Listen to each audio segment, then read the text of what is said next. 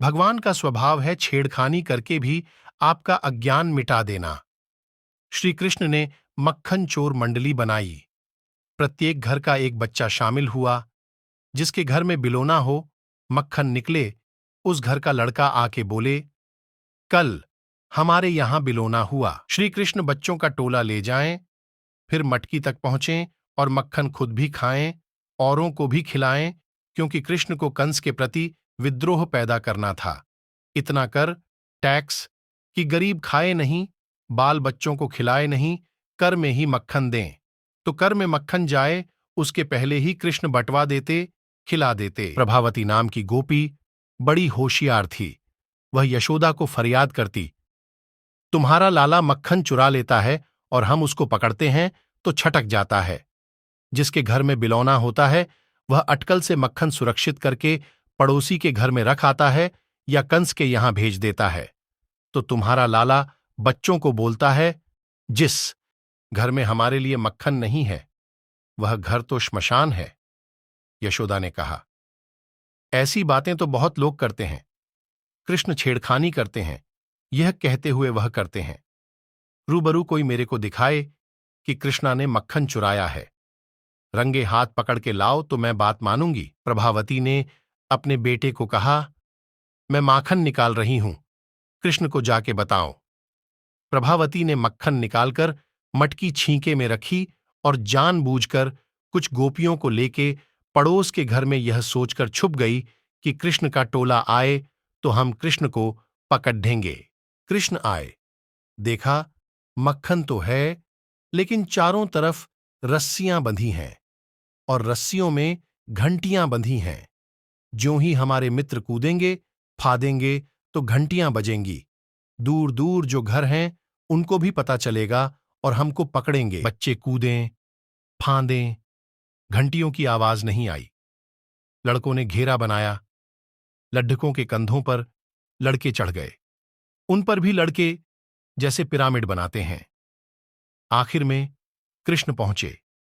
छींके में से मक्खन की मटकी निकाली। आज तक तो ये पहले दूसरों को खिलाने के बाद में स्वयं खाते, लेकिन प्रभावती थोड़ी छंड हैं। आज न जाने कहीं धतूरा मिलाया हो, दूसरी कुछ गड़बड़ी की हो। तो ऐसा सोचकर श्री कृष्ण मक्खन पहले खुद छकते हैं। ज्यों ही छकते हैं त्यों ही घंटियां बजने लग गईं। लेकिन प्रभावती थोड़ी छंड है। आज न जाने कहीं धतूरा मिलाया हो, दूसरी कुछ गड़बड़ी की हो। तो ऐसा सोचकर श्री कृष्ण मक्खन पहले खुद छकते हैं। ज्यों ही छकते हैं त्यों ही घंटियां बजने लग गई। प्रभावती और कुछ सखियां दौड़ती आई। कृष्णा ने कहा, ऐ शब्द ब्रह्म हाजिर हो जा। शब्द ब्रह्म हाजिर हो गया। मैंने आज्ञा दी थी कि घंटियां नहीं बजनी चाहिए, क्यों बजीं? बोले, प्रभु आपकी ही आज्ञा का हमने पालन किया है। शास्त्र भी तो आपके ही वचन हैं। शास्त्र में लिखा है कि और समय घंटी बजे चाहे न बजे, लेकिन प्रभु को जब भोग लगता हो तो घंटियां बजनी चाहिए। कृष्ण बोले, तू भी बड़ा चालाक है, अब आ रही है तेरी मां। प्रभावती दौड़ी आई और श्री कृष्ण को रंगे हाथों पकड़ लिया। हाथ में मक्खन, मुख पर मक्खन। प्रभावती बोलने लगी, अब यशोदा को बताऊंगी कि मैं हवाई तीर नहीं छोड़ती थी।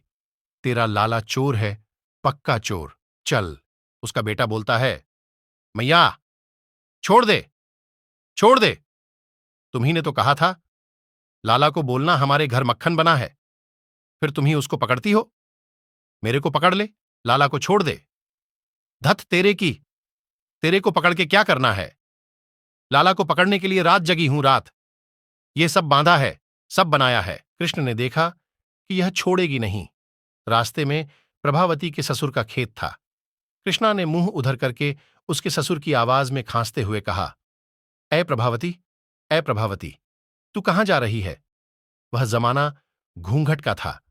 प्रभावती ने घूंघट खींच लिया और हाथ के इशारे से जिस ओर जा रही थी उधर का इशारा कर दिया। कृष्ण ने देखा कि अब तो घूंघट खींच लिया है। कृष्ण बोले, तू छोड़ेगी नहीं मेरा हाथ, लेकिन इतना जोर से तूने पकड़ा है कि हाथ दर्द करने लगा है। मेरा दायां हाथ छोड़ के बायां हाथ पकड़ लेना। प्रभावती ने हाथ ढीला कर दिया और कृष्ण ने उसके छोरे का बायां हाथ पकड़ा दिया और खुद छटक गए। वह घसीटते घसीटते अपने छोरे को ले जा रही है, उसको पता नहीं। कृष्ण पीछे के रास्ते से पहुंच गए अपने आराम के कमरे में और लेटकर लीला की। मैया मैया! यशोदा दौड़ी, बोली, क्या है लाला? मैया, मेरे को तो स्वप्न में प्रभावती दिख रही है, आंखें दिखा रही हैं कि मैं तेरे पर आरोप।